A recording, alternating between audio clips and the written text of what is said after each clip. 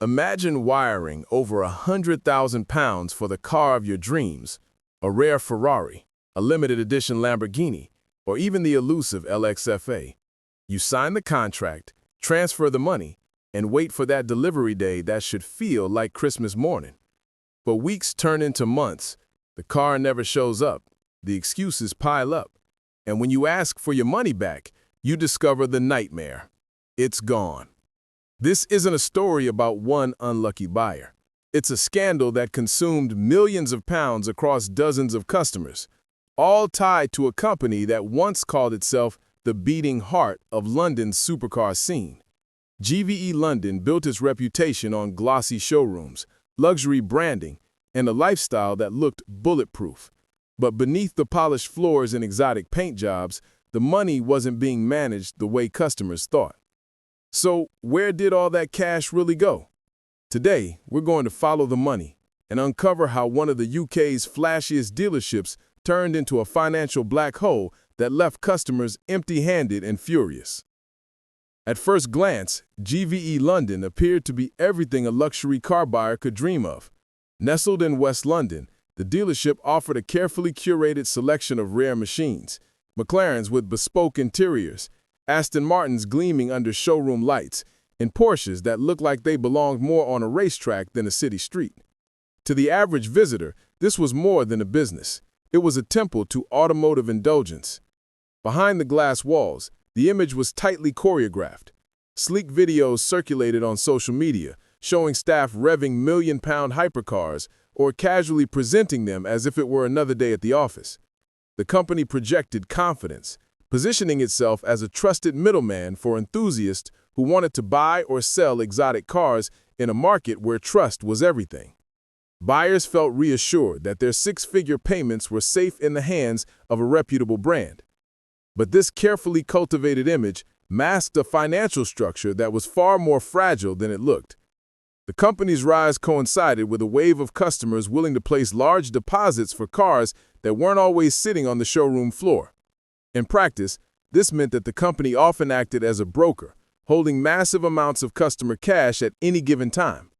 And while the cars were rare, what was even rarer was true transparency about what happened to the money once it left a client's account. This was the seed of the scandal, a glittering front end powered by a financial system few outside the company fully understood. As GVE London expanded, its financial engine relied less on steady profits and more on a delicate dance with customer deposits. The model was deceptively simple. A client would walk in, eager to buy a car not yet in stock, and GVE would take a substantial upfront payment to secure the deal. On paper, this seemed normal. In practice, it meant that the company frequently held millions in customer cash while waiting for vehicles to materialize. Instead of keeping those funds in segregated accounts, money often became entangled in the company's day-to-day operations. Deposits meant for one car could be used to pay off lingering debts from another. At times, they fueled the lavish lifestyle that became synonymous with the brand: high-end offices, constant marketing pushes, luxury travel, and the appearance of unshakable success. The more deposits flowed in, the bigger the cycle became. Customers rarely questioned the process because cars eventually arrived, at least in the beginning. The rotation of money from new clients to settle obligations with older ones created a temporary illusion of stability. To outsiders, it looked like rapid growth, a dealership scaling its operations and competing with established names in the UK luxury market. But under the surface, the cracks were already forming. The financial system was unsustainable, balancing on a razor's edge. The company wasn't building stability. It was gambling with timing, using every new sale as a patch for the last. And when the balance tipped, there was no safety net waiting to catch the fall. The warning signs didn't appear all at once. They crept in slowly, disguised as routine hiccups in a business that always seemed to be one deal away from making things right. Customers began noticing delays. A Lamborghini promised in 6 weeks stretched to 6 months. A McLaren scheduled for delivery was suddenly stuck with customs paperwork. Refunds, which should have been processed in days, dragged into endless chains of unanswered emails and shifting excuses.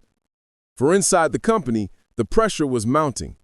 Employees who once boasted about record-breaking sales now whispered about missing funds. Some began to notice that invoices were piling up and suppliers were asking harder questions about late payments. The glossy Instagram reels kept rolling, but behind the filters, the finances were already bleeding. Then came the more alarming stories. Customers claiming that their deposits had been used for cars that didn't even exist in the inventory. Others alleged that their money was diverted entirely, fueling a business model that needed constant injections of fresh cash to stay alive. When journalists and watchdogs started probing, they found gaps in filings and discrepancies that hinted at deeper trouble. Still, many clients brushed off these red flags, convinced that a company with such a polished showroom couldn't possibly collapse. After all, the brand image looked bulletproof, and who would believe that a dealership surrounded by Lamborghinis and Ferraris was already drowning in debt?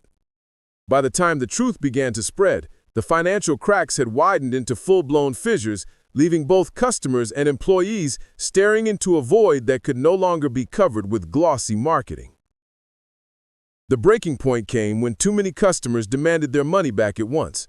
For years, GVE had survived by juggling cash flow, using new deposits to fulfill older promises.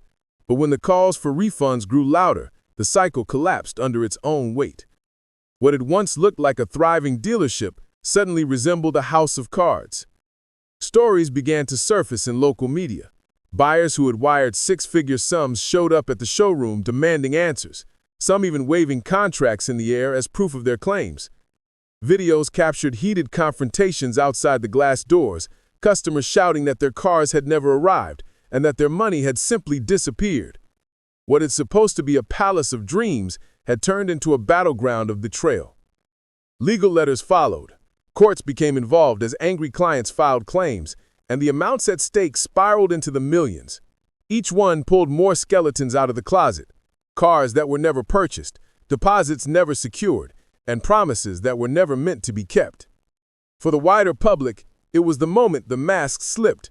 The showroom lights still glowed, but the illusion of stability was gone.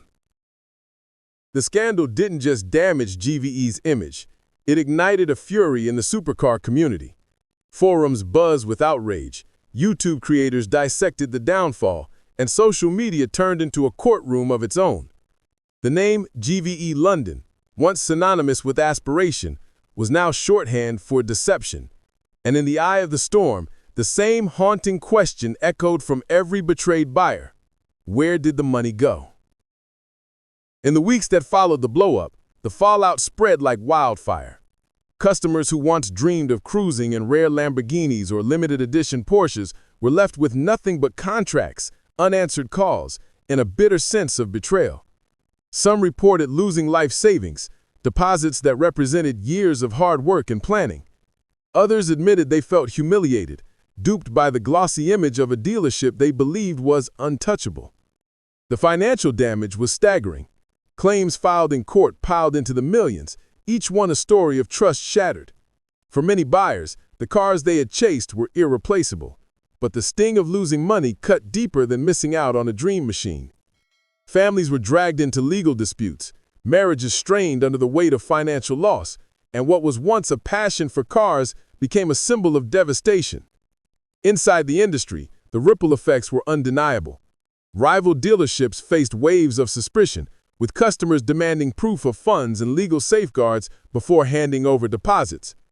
The once thriving second-hand supercar market in London suddenly felt toxic, as trust, the most valuable currency in luxury, evaporated overnight.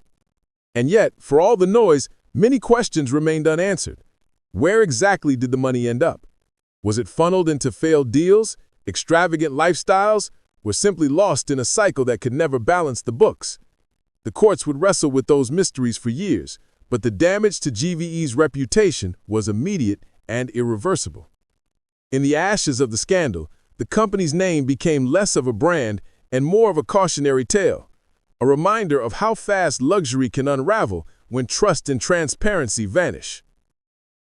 In the end, GVE London's downfall wasn't just about cars or contracts, it was about trust. A company that built its reputation on gleaming showrooms and aspirational branding had forgotten that credibility is the true engine of any business. When that trust was broken, no Ferrari or Lamborghini could distract from the wreckage left behind. The legacy of this scandal lingers in the industry, like an oil stain that won't wash out. Dealerships across the UK now face sharper questions from buyers who once handed over deposits without hesitation. Lawyers have urged clients to demand escrow accounts, stricter contracts, and proof of ownership before releasing a single pound. For a market built on exclusivity and passion, the lesson is sobering. Luxury is fragile, and without transparency, even the flashiest empires can collapse overnight. So, the next time you see a dealership flaunting million-pound hypercars and promising the world, remember the cautionary tale of GVE London. Beneath the polish, The only question that truly matters is the one every betrayed buyer now knows too well. Where is your money really going?